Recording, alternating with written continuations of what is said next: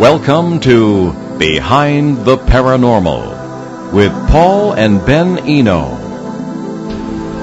Why is Pennsylvania such a hot spot for Bigfoot? What are orbs? Why do orbs and Bigfoot seem to turn up in the same places? Hello and welcome to the 804th broadcast of Behind the Paranormal with Paul and Ben Eno. Today we bring you a new guest on a subject we can't get enough of because it's what happened to us. So we welcome your calls today. The number is 401-766-1240. That is from anywhere. Or email Paul at BehindTheParanormal.com, or you can contact us via Facebook, Twitter, or Instagram, and pretty much anything in the social media realm. And we are completely delighted to have a spur-of-the-moment appearance by our favorite guest co-host, the legendary Shane Searway. Hey, and I'm excited to be here for today's show. Well, it is always lovely to have you. Okay, well, let's before we introduce our guest, we have to mention again the more of these terrible shootings. I remember, Ben, you remember we did after the school shooting in Sandy Hook, Connecticut, in December of 12. We did a show on evil, and it disappeared. Yes. As soon as it was recorded, but it just is. I mean, it makes you wonder. These things really make you wonder. So I guess as we were saying before the show, the best we can do is to be respectful and kind in our own lives, and that's where it has to begin. So enough about that. Tommy Cooper is co-host of the popular Roku TV show Cryptovania. It's about Bigfoot, the people who search for Bigfoot, and some other great things about life in the Keystone State and beyond.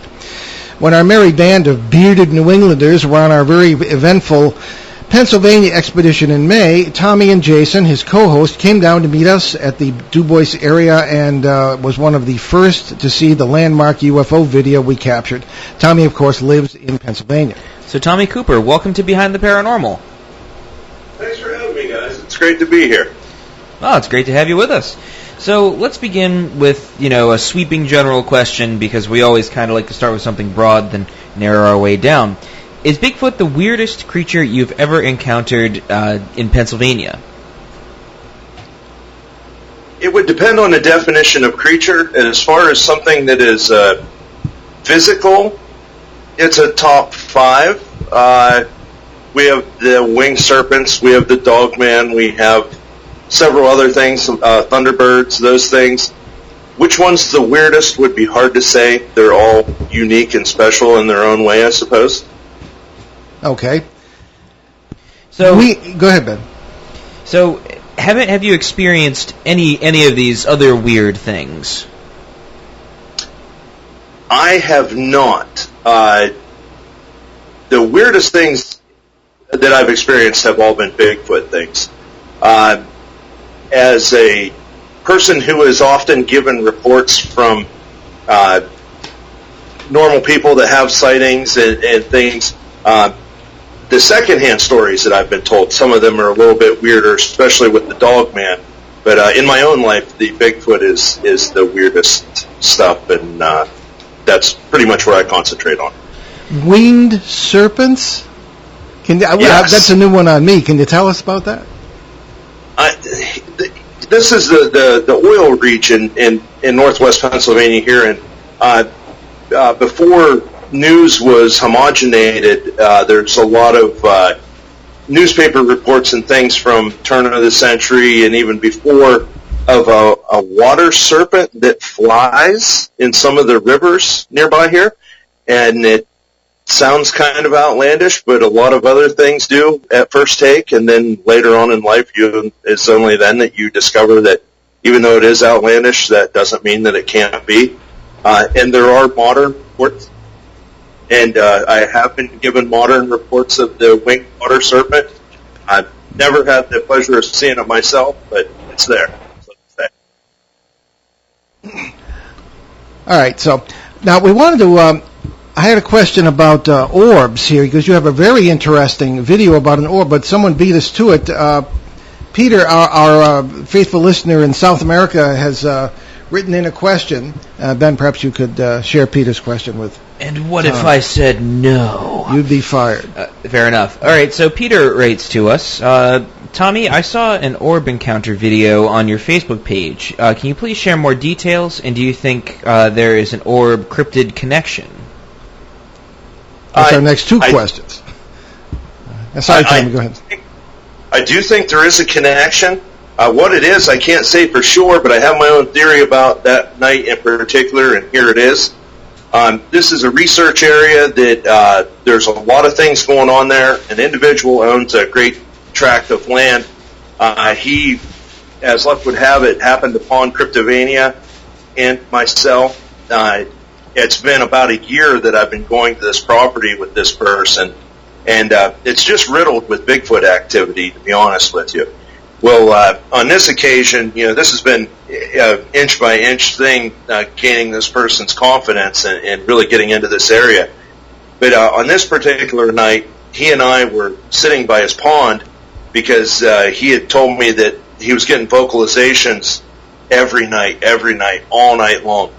And he invited me there, so I went down happily, and I took my Bushnell digital night vision with me. And when I got there, it was before it was dark, and his pond, I had walked the perimeter of it like an idiot because I just couldn't keep myself from doing it. But I was looking for tracks, and I did actually find some. But at the same time I found these tracks, I effectively spread a new scent all around the area, and that was going to be the focus of our investigation that night, as I would sit there and scan with the Bushnell back and forth all night.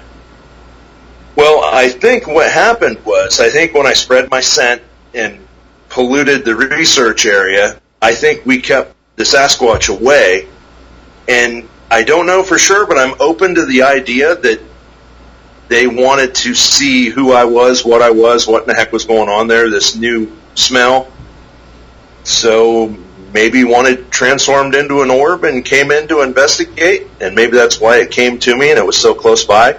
Because the orb was actually less than 20 foot away from me, and I was just as surprised as anyone when I saw it. I wasn't expecting that, but yet there it was, and it hung there for about a minute and a half, and then it was gone.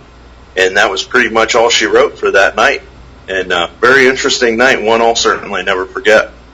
This is Shane. So last year I had me and Tommy had talked and everything, and I had asked him the question about orbs, showing up where Bigfoot, what his thoughts were. He goes, we try really hard not to purposely relate the two together. He says, but we've done a very poor job at doing that. That's correct, because they do show up, and we saw them ourselves in Pennsylvania. Yeah. Different color. One of the things that I found really interesting about that night was the person that I was there with. I'm afraid when we're out doing our research and stuff, oftentimes I'm afraid to really elaborate on what I see, whether it's with my naked eye or through the Bushnell. But I didn't want to say anything to the man because I didn't want to lose my ability to go to this area. I didn't want to lose my research area. And the man was right beside me, and he and I were both looking the whole time and everything. It was not visible to the naked eye. It was only visible through the Bushnell. And I don't know what that means, but it sure is curious. Well, just to define terms, when we talk about orbs, for anybody who might not know, they're essentially balls of light, which may or may not be visible to the naked eye, and as Tommy explains, in this case it wasn't. But that's on your Facebook page for Cryptovania, is that correct? People can see that? Yes. Okay, yeah. I watched it after we received that letter from Peter, and it was really quite impressive. Probably the best one I've ever seen. Yeah, it's really good. Yeah. Thank you. Thank you. That really means a lot coming from you guys. Well, thank you very much. Speaking of us, you came down to meet us. It was I commented yesterday when we did the sound test and the video test that first time I'd ever seen you in daylight, because you came down. Yeah. It was quite late, and Shane was there, and all our bearded wonders from here were having some pretty interesting experiences in the Dubois area. And I think you were the first one outside the group to see the UFO video that we captured on the night of May 23rd, 24th. So we're honored to have shared that with you, certainly. So Ben. So me. Okay. So I guess we can move on to kind of a general question about Pennsylvania. It seems like just from our experience over the last few years and the research that we've done, Pennsylvania is a weird place, right? A lot of weird stuff happens there. Great people, weird stuff happening. That's the new state motto.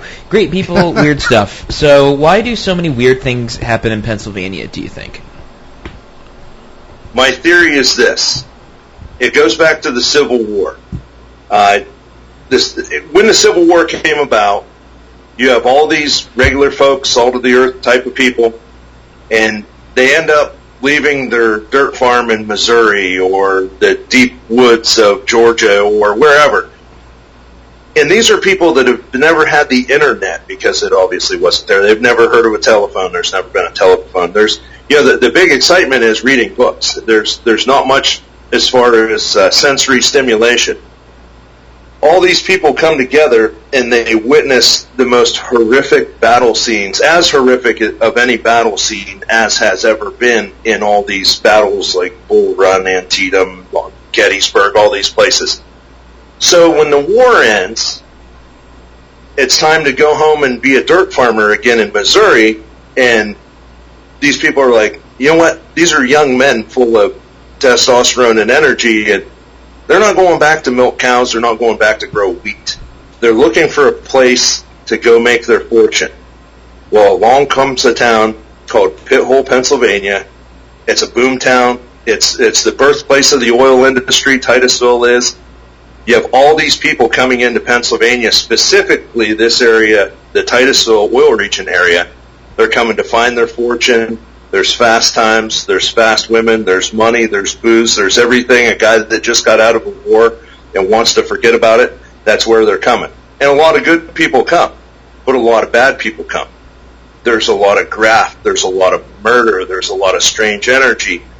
I think there's just an awful lot of living and dying that happens, and I think really the area, the earth, the ground kind of soaks up said energy, and some of it stays behind residually, or maybe just kind of a karma for the area. But it's such a weird place. There's been so many tragedies and so many high times and so many low times.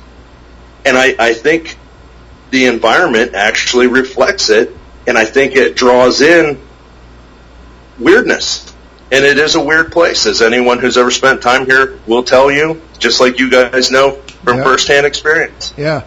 That's an interesting. I've never heard that approach before, really, because you could say that about the whole planet, really, about all the fast times and bad times and good times. I don't know. But interesting. Well, perhaps that's true. We treat it as a flap area where you've got a lot of parallel worlds that converging and intersecting. But who knows? I mean, anybody's guess could be correct here. Now, as far as your own work is concerned, Tommy, do you work with a team? Or is it just yourself and maybe Jason and Nick Marvin, Jason Trost, myself, and then we have special guest appearances. Another one of our admins in our Facebook group, James Sauerland. We all work either all together or a few at a time or whatever. But we're very opportunistic. When the availability is there to get to the woods, we take it. Sometimes it's just on a moment's notice, but one of the good things about where we live is we are absolutely surrounded by forest and game lands and swamps and all the good stuff, power lines, railroad beds, all the things that you want. But everything's right outside the door, basically, because it's an awfully rural area where we are. We're on the northern edge of the Allegheny National Forest.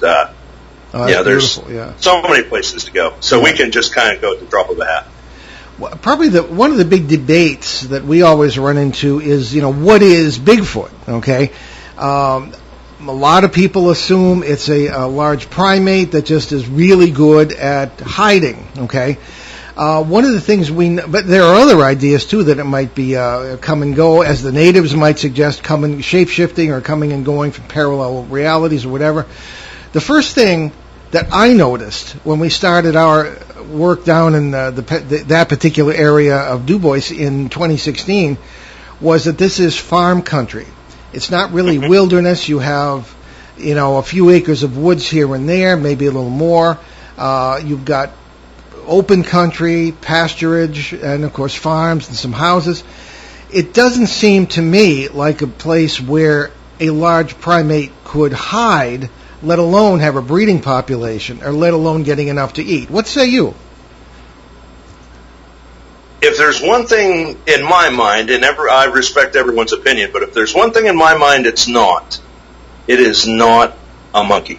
There's just no way, because monkeys don't weave. Monkeys do not mind speak.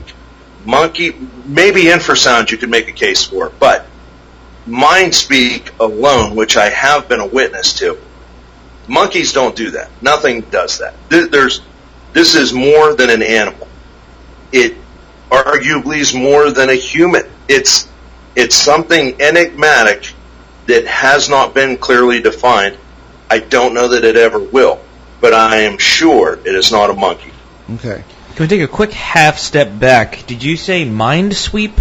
Mind sweep, like Minesweeper, or mind speak? Mind speak. Mind speak. Could you elaborate on that a little bit? One of my partners and I were out in the woods one night, and as we were in the woods, we're deadly silent. We're in a known hotspot. We have several, and this is one of our best ones. We're in the woods standing there, being as quiet as we can, and my partner looks at me and he says, "Yeah." And I said, "Yeah, what?" He said, "Yeah, I heard that." And I said, "Yeah, you heard what?" He said, "Did you not just say to me, 'Did you hear that?'" I said, "I have not said a word." He said, "Someone just asked me if I heard that." And I said, "Yes." And then you started talking to me. Basically, there was a third person or a third voice. He and I were not talking to each other at all because we were trying to be silent. And there was a third entity or what have you that was speaking to him, and I couldn't hear it, and he couldn't. We were standing nearly shoulder to shoulder, but he was having a conversation with someone who wasn't there. I don't even really know how to accurately describe this, but it is what I would indeed call mind speak, and I know it affected him, and he was ready to call it a night on the research that night, and that was all right by me, and we did so, and we still kind of scratch our heads about that to this day.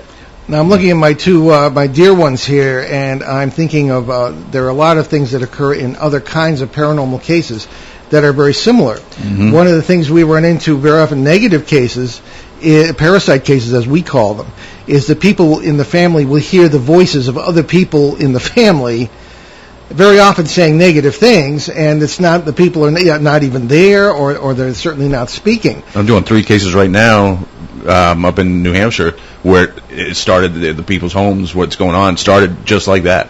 Was a voice mocking a loved one of the family, but talking like, they can hear the voice clearly in their head. And so mind speak in a negative direction, so to speak. Yeah. I like that term. Well, okay. There's also, the phenomena, like you think you hear someone say something like across the house or like next to you, but they're like, I hear that with my wife all the time. Like I'll be at home. If I'm working from home, I'll be like at my desk, and I'll hear like, "Oh, hey, what's going on?" And like I'll look around, no one's there, and she's like upstairs, and like. Yeah, it happens with your mom too. Well, it's just like stuff that's just like not necessarily negative, but something that's kind of benign. You see what I'm trying to get at? Yeah, and of course on the cusp of sleep, very often we'll be just about to go to sleep or just about to wake up, and you'll hear. Sometimes I hear a dog barking right in my ear because we don't have a dog, or you'll hear something, a voice of someone saying something. It could be totally random. So perhaps this is all related. Perhaps the process is the same there, Tommy. I couldn't rule anything out.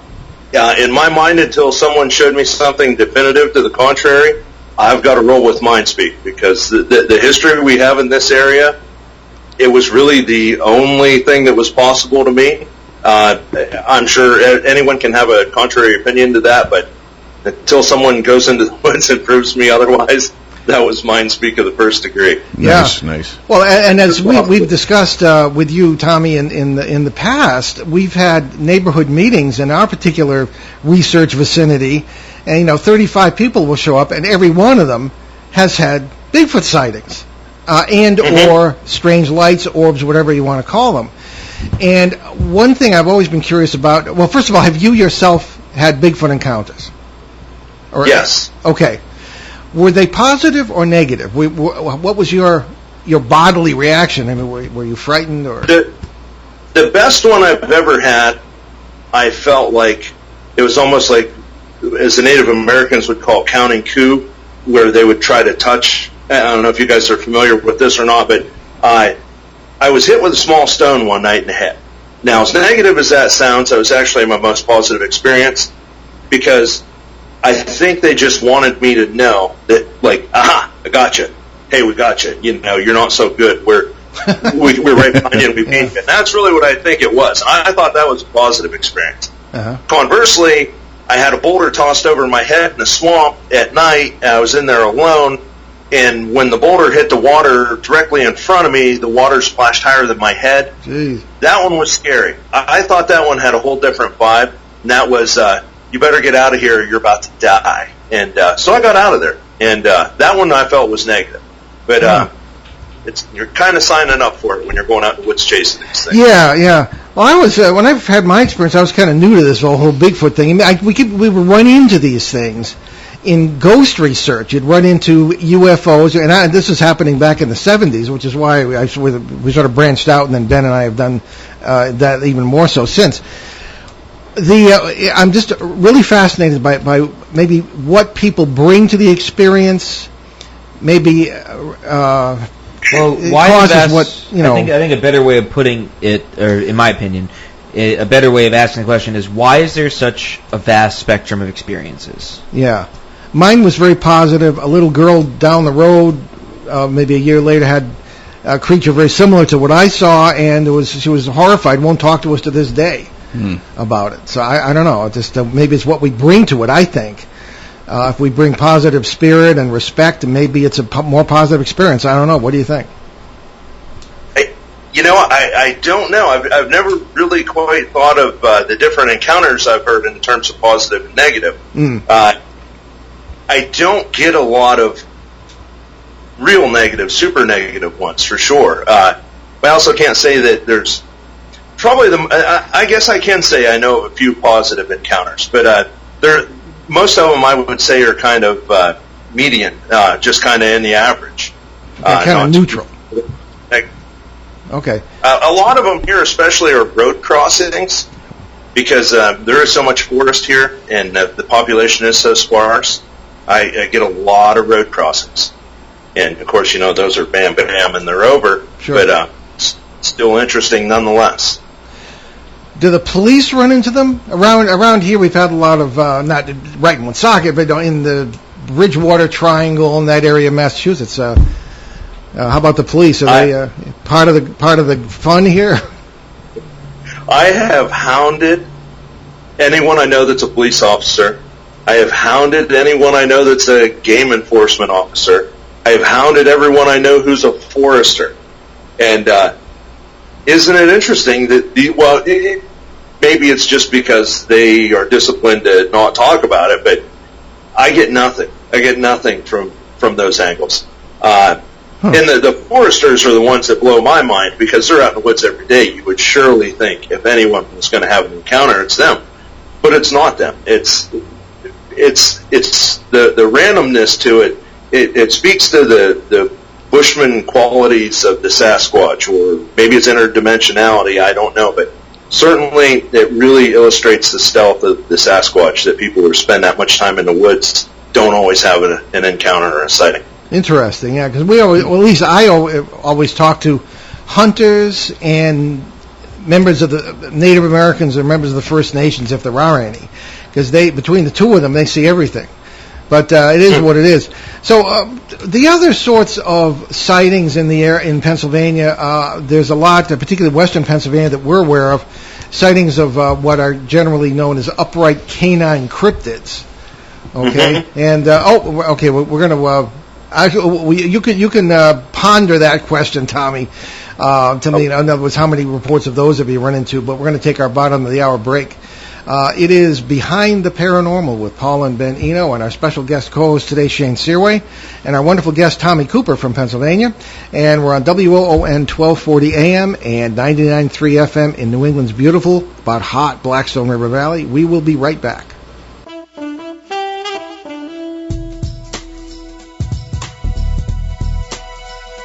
Hi, I'm James Lloyd. And I'm Dave Koz, and this weekend on the Dave Koz Radio Show, we're catching up with one of the longest-running groups in smooth jazz when James Lloyd of Pieces of a Dream is here in the studio. We'll be here this weekend on the Dave Koz Radio Show. Hi, fans of smooth jazz. The Dave Koz Radio Show can only be heard on ON, AM, and FM every Sunday. Twice on Sundays, 7 a.m. to 9 a.m., and again 7 p.m. to 9 p.m. And the Dave Koz Radio Show is brought to you by the Carew Investment Group. It's the Dave Koz Radio Show, and it's right here on ON, AM, and FM. Well, here we are back at Behind the Paranormal with Paul and Ben Eno and Shane Searway today as well, and our guest Tommy Cooper. We're talking about strange creatures in Pennsylvania, some of which we ourselves have seen, and certainly Tommy has as well. Tommy, on the matter of the what are euphemistically called the upright canine cryptids, nobody dares say werewolf, and we're not saying such things exist, but the upright canine cryptids have been seen. What sorts of reports have you received on them? One of my favorites is I had a friend and customer come to my garage one day, and he was talking about a valley that I'm very familiar with, and he had driven through it on his way here, and it was he and another guy, and he's like, man, we have wolves around here? And I was like, well, I mean, we have big coyotes, we have coy dogs, we have, whatever. I was like, there's some big dogs around here. He said, man, I saw something today. He said, it was a timber wolf. He said, it was massive. Well, he went through and told me his whole story about it and stuff, and it was off in a field eating something or whatever, a hayfield beside the road.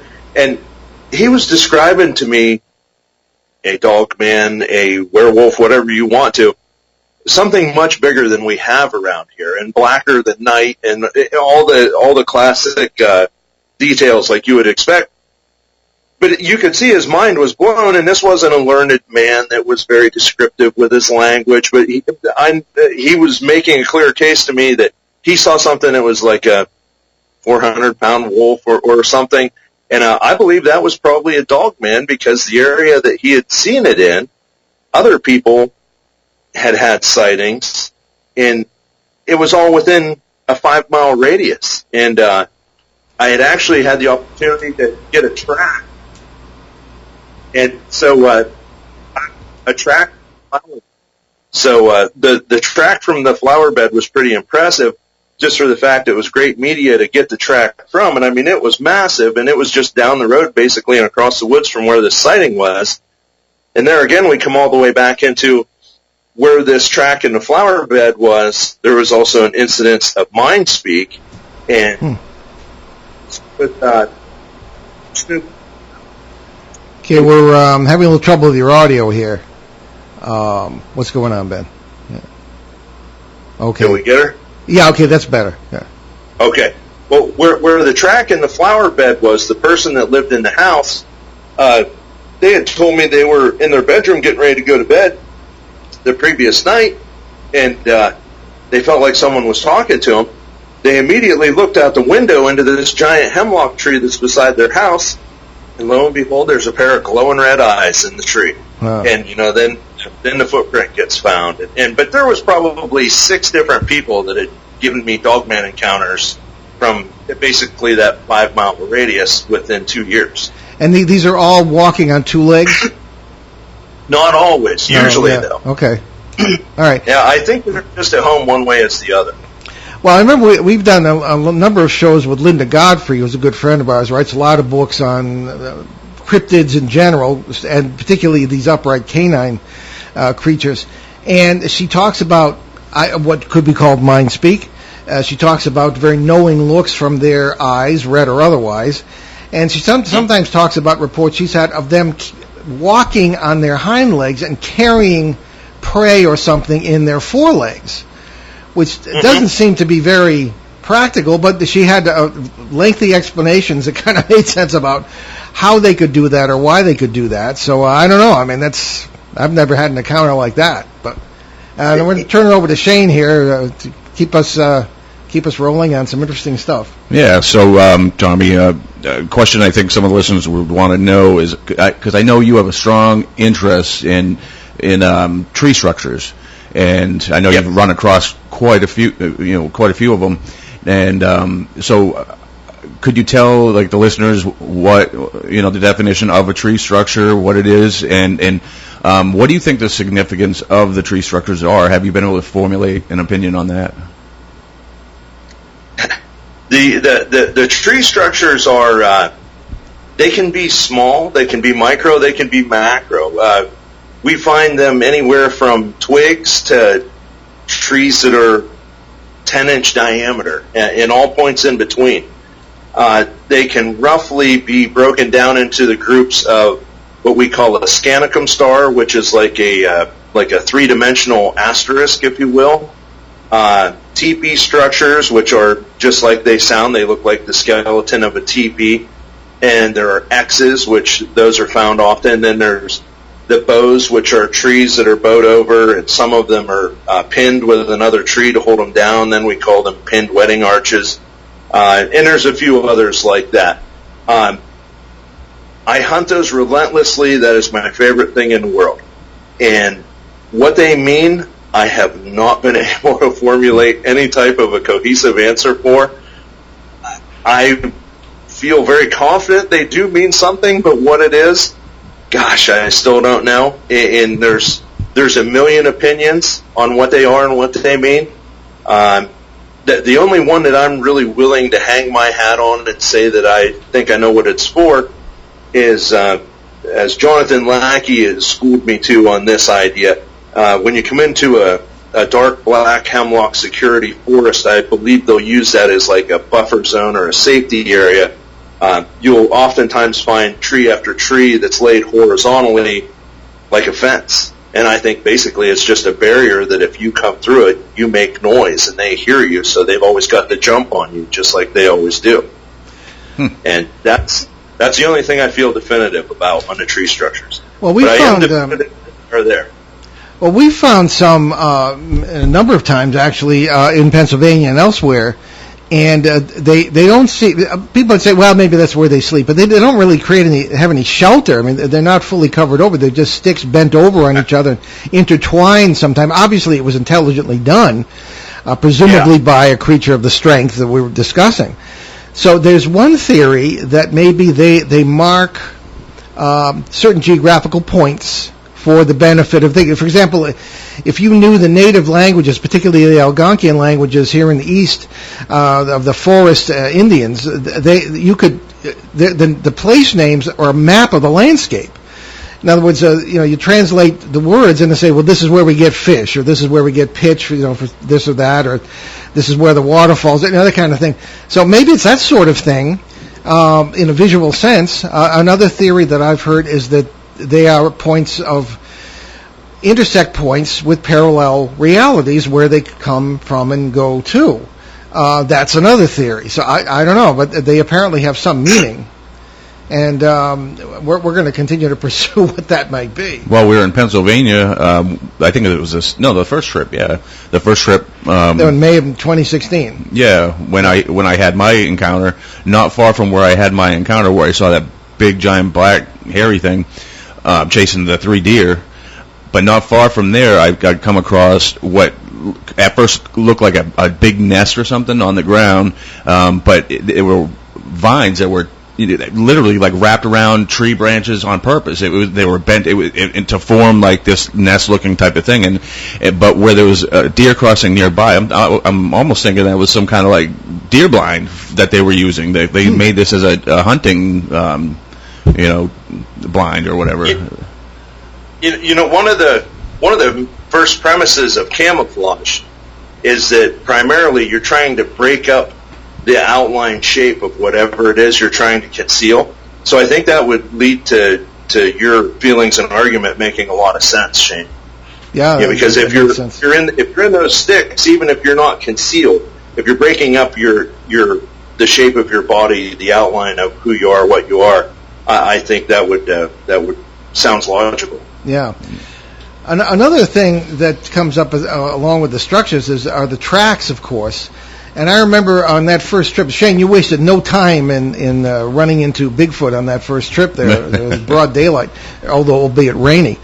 I think it was that same day we went up to the I call it the sort of the Iron Hill because it's full of fragments from a meteor strike apparently, and there seemed to be a track in the people's backyard where it came up from the woods from the area where you had your sighting. Yes. But it was one track, and you often hear stories, and I've seen stories, and I know Tommy, you too. Where all of a sudden whether it be in the snow or the soft ground, it'll start, and then there'll be a bunch of traffic, and then they'll stop. Yeah. I mean, what is that about? I mean, they seem to come and go without walking or fly, or what's going on? Isn't that where the UFO picked them up at? Well, hey, who knows? It's possible. They've been seen in proximity to UFOs too. Well, believe me, I am not saying that's impossible. There's nothing that's impossible. That's right. I mean, I don't know. I just don't know. Like so many parts of this, you just don't know. Yeah. But the trackways you're talking about, absolutely. I've followed them myself before, and then all of a sudden, boop, they're gone. They just disappear. Yeah. I have one. I followed it across a hayfield. There was snow on the ground. There was nowhere to jump. There was nowhere to go. And I don't believe that you could walk backwards in your own tracks good enough for an eighth of a mile for me to not catch at least one place where I could say, oh, yeah, they're walking backwards in their own tracks. They weren't. They just disappeared. I don't know. A UFO could have picked them up. I can rule out nothing. Well, after my sighting in September of 16, Shane and I reenacted the whole thing, and there was a swath of the tall grass that had been pushed aside by a creature apparently on two legs, came up to a point, and it looked as though it turned around and went back. Now, the problem I had, I didn't turn off my cell phone that night. I'm just getting out of my truck to get a better view of this, and my wife calls. So this ringtone from the Lord of the Rings goes blasting out over the field. So naturally, it's going. As I say, I was a little new to this at the time. So I don't know. So unless somebody's wife called and it turned around and went back, I mean, the tracks in snow or anything would be obvious. But that's not the case with these things.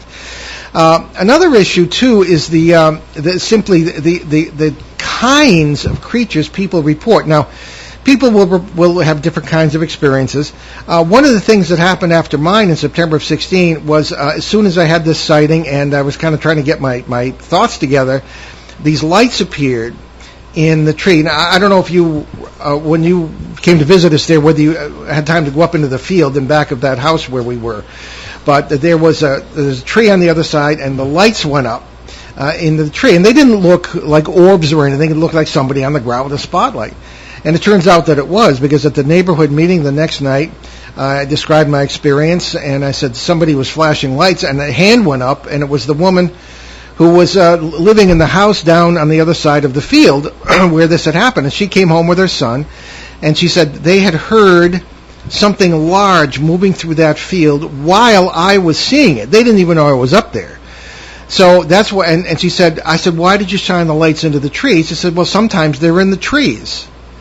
Now, you don't often think of Bigfoot as climbing trees. Yep. What do you think about that? I have reports of. I have not witnessed them in the trees before, but I have reports of them in the trees locally. With arms like that, with a build like that. You know, the first-hand encounters I've been told, the man told me that this thing went tree to tree to tree to tree, and he said, an Olympic sprinter couldn't have ran that fast on the ground as fast as this thing went from tree to tree, and it was out of there. His encounter, he had coon dogs with him, and the coon dogs had gotten onto it. The one coon dog attacked it, and it threw the coon dog. The other coon dog had come back and laid at the man's feet and urinated all over itself while it laid on the ground in front of him. And it was really a weird night for him, obviously. Wow, yeah. But he claimed to see it jump into the tree and then get the heck out of there. And he said it was incredibly fast, like nothing he could even describe. So the tree activity doesn't surprise me really at all. Well, I'm looking at Shane here, and we have another report from our friend Buck down there, who had a kind of a frightening experience. He was walking, and he heard something, apparently a limb broke, and a creature landed on the ground in back of him. And he turned, and he described it not so much as the classic Bigfoot, but more like an orangutan, you know. Mm-hmm. And which, of course, obviously very tree happy kind of creatures there. So I'm wondering, do you have reports of different kinds of primates that apparently are running around in Pennsylvania, rather than just the garden variety, 8-foot tall, hairy guy? I do have reports of smaller ones. We usually attribute that to it being a young 8-foot, 10-footer, but it's young. It's a child, basically. But that's not to say that's definitely the case.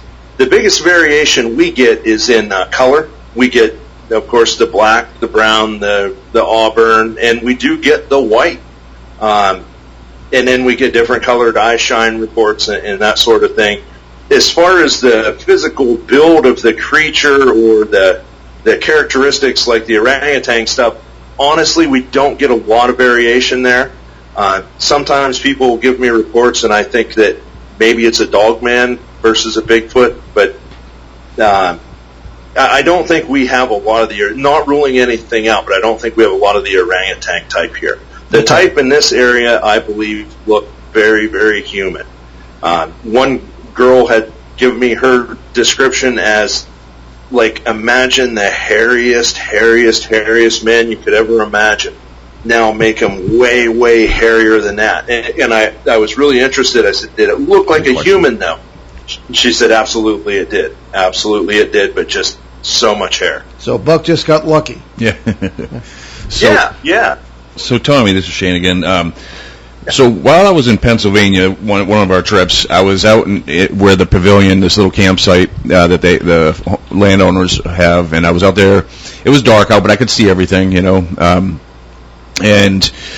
I was walking down towards this towards a river where it goes down like into a little ravine or whatever. But I was standing at the top of that when all of a sudden I got the feeling of a presence, like there was something there with me, like and then I hear like thud, like on the ground, and it shook the ground, shook me. I could feel it through my feet and everything, and I turned around. I could hear breathing, heavy breathing that was just feet from me. I mean, I've been in the woods long enough. I know sometimes you can hear like a deer snort, and it sounds like it's closer than what it is. But this breathing was happening just feet from me, but there was nothing there. But and the breath was coming from a lot higher than I stood. And have you ever had any reports about something like that? Actually, I've had a first-hand experience like that. I was on a gravel road in the middle of the night one night with another guy, and we were walking down the gravel road on a hot summer night, and it's just dry as anything, and you hear every footstep on the gravel. Well, there was 3 of us walking down that gravel dirt road, and that was really about the long and the short of the story, but there it was, and it's not so different than what you're describing. I didn't get to breathing, but I certainly could hear the third set of tracks being laid down. Once again, it's not a monkey. There's no way it's a monkey. No. What about one of the other, sort of branching out here a little bit into other kinds of critters? The Chicago area is rife at this point with Mothman reports. Now, of course, anything that maybe with bat-like wings, and people might pin the label Mothman on it that may have no relation to whatever was happening in West Virginia in the 60s. Have there been any reports? I've heard a few, but not anything you can put your finger on.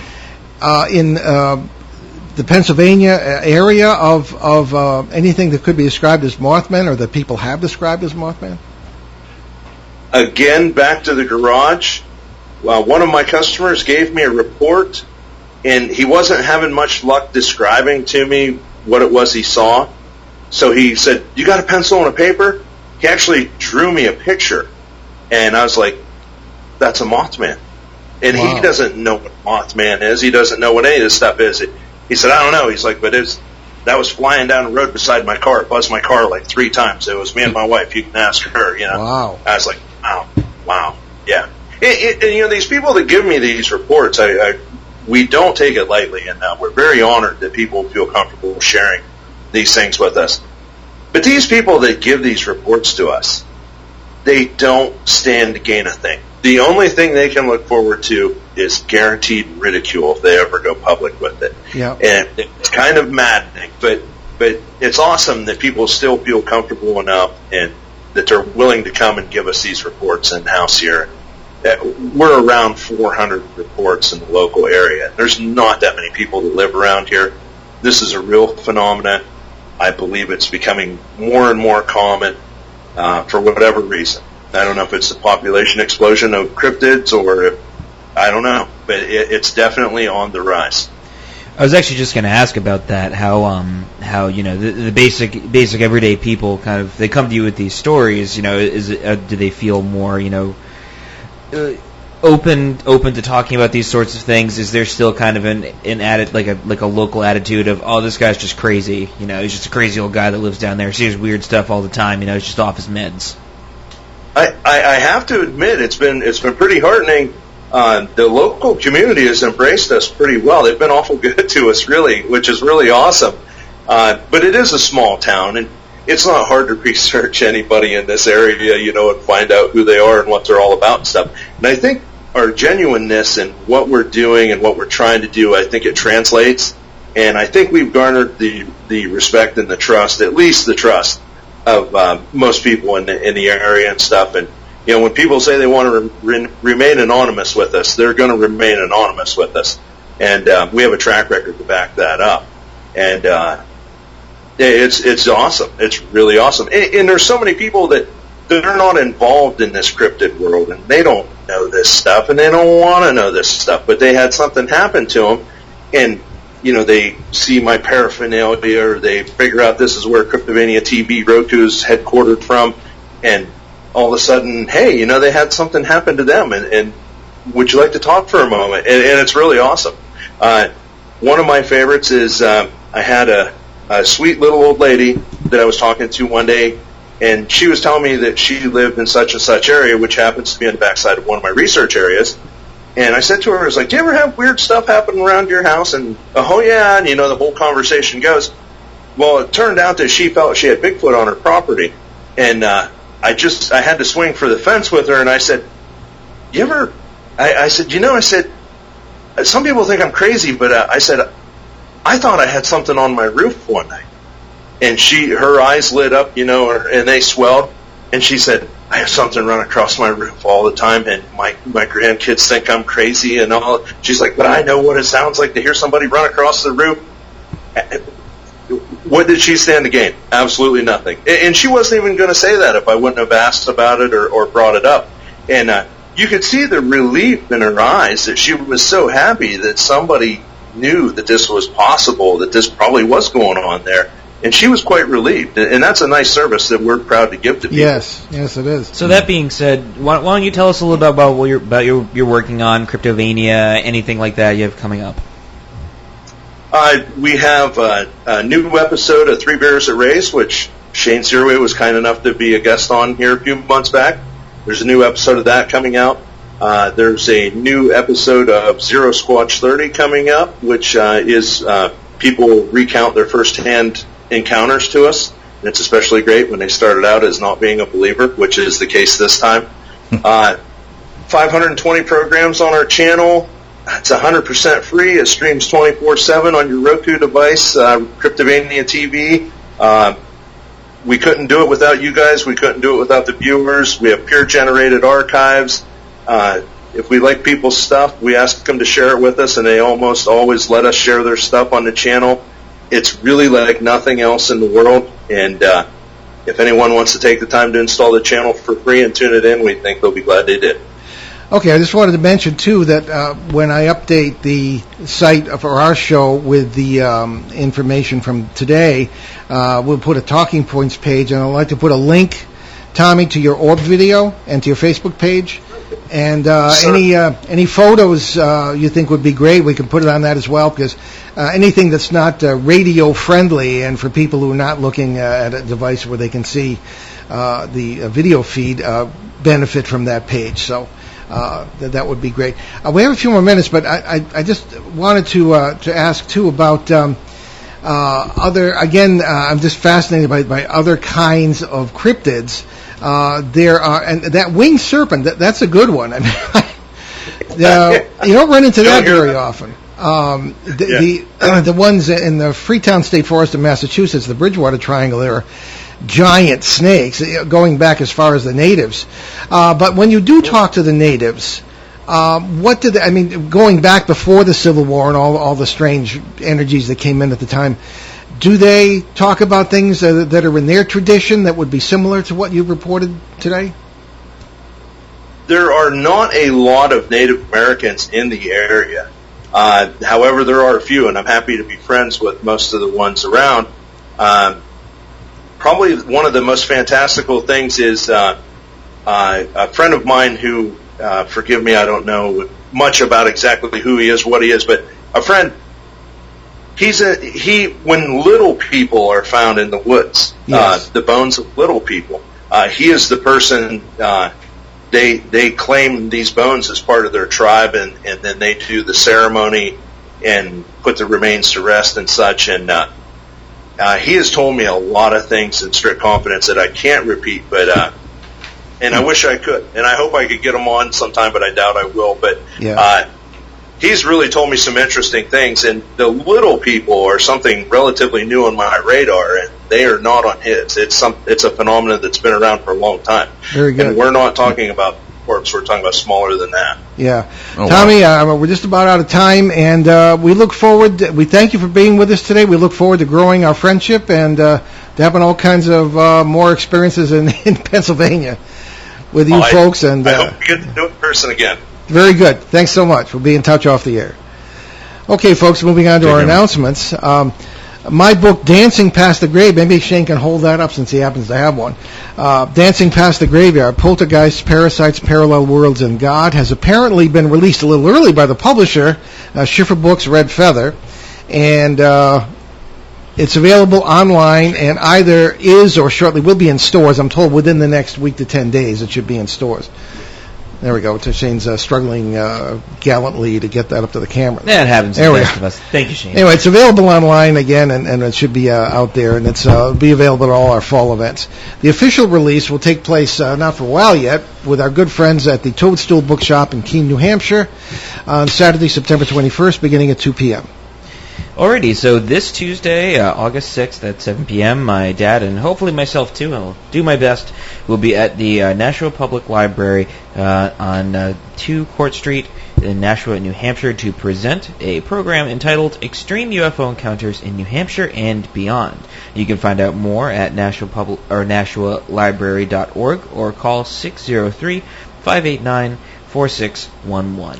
A little after that, on Saturday, August 17th at 2 p.m., we'll be at the Haverhill Public Library, 99 Main Street, Haverhill, Massachusetts, to present on extreme UFO encounters in Massachusetts and beyond.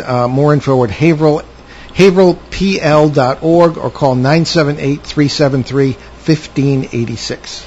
And then we come to the 2019 Exeter UFO Festival, where we will speak for the 8th year in a row, as well as do our 4th annual live broadcast of this show, with a panel of speakers on Sunday, September 1st at noon from the historic Exeter, New Hampshire Town Hall. And this great event is sponsored by the Exeter Area Kiwanis Club that benefits local children's charities. You can find out more at exeterufofestival.org. And on the evening before that, Friday, August 30th, I'll be at the Plastow, New Hampshire Public Library at 5:30 to present on weird UFOs in the Granite State as a sort of unofficial prequel to the Exeter Festival.